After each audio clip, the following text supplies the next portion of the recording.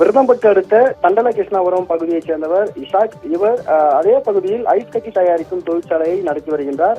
இன்று அந்த ஐஸ் கட்டி தயாரிக்கும் தொழிற்சாலையில் கேஸ் கசிவு ஏற்பட்டு உள்ளே வேலை செய்யக்கூடிய தொழிலாளர்களுக்கு கண் எரிச்சல் ஏற்பட்டிருக்கின்றன.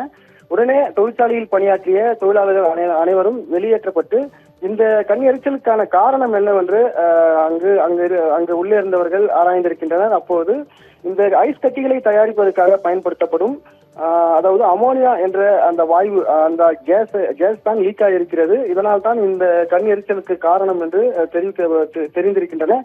உடனே உள்ளே பணியாற்றக்கூடிய ஊழியர்கள் காட்பாடி தீயணைப்புத்துறையினருக்கும் வேலூர் தீயணைப்புத்துறையினரும் தகவல் தெரிவித்திருக்கின்றனர்.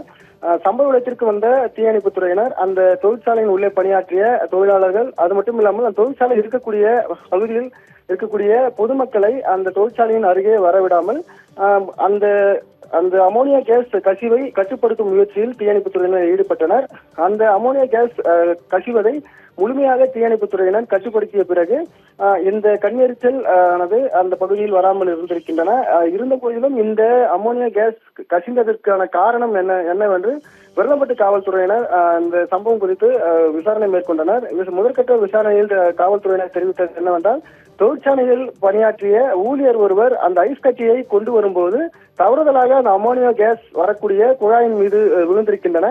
அந்த ஐஸ் கட்டி அந்த குழாயின் மீது விழுந்ததின் காரணமாக அந்த குழாய் உடைப்பு ஏற்பட்டு அந்த குழாயிலிருந்து இந்த அமோனியா கேஸ் ஆனது வெளியேறி இருக்கின்றது.